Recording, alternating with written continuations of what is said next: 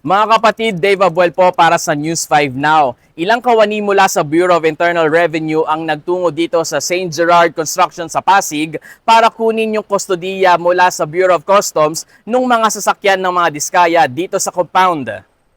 19 na sasakyan ang itinurn over ng Customs matapos i-implementan ng BIR ang warrants of seizure at warrants of constructive restraint. Matatandaang 32 sasakyan ang napasailalim sa kustodiyan ng Customs matapos ang inilabas na search warrant ng Manila RTC.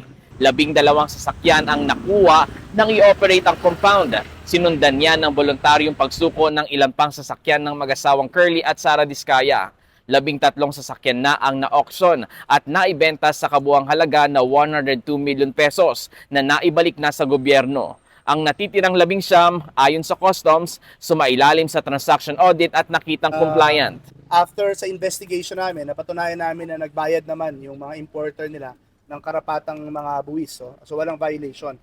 Lahat ng to, in-import ng mga legitimate dealers, car dealers natin dito sa Pilipinas. So upon review, wala akong nakitang any irregularity. No? Bali 19 yung sinoli talaga namin.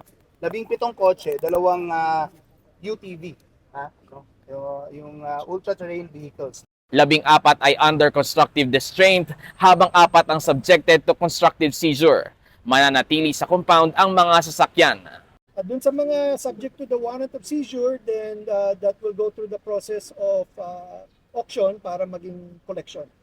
Dun sa distraint naman, basically hindi pwedeng galawin yung mga sasakyan dahil nga may ongoing tax audit case na in the event na pag naging final po yun po yung pwedeng gamitin para ma-fulfill yung kanilang obligation sa gobyerno.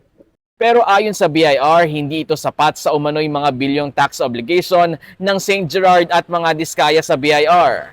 Yung sa BIR po, yung sa St. Gerard po, meron pong assessment na almost 1 billion, nasa 988 million. Yung pong sa couple po, yung sa ipina-finalize po yung assessment, pero may mga indications po nasa several billion po yung kanilang liability. Hindi po, I believe hindi po aabot. So there will be, ito po is, of course, ito po yung for now, pero hanggat hindi po na fulfill yung buong obligation, then we will just proceed with what yung mga authorities under the law to collect the whole amount.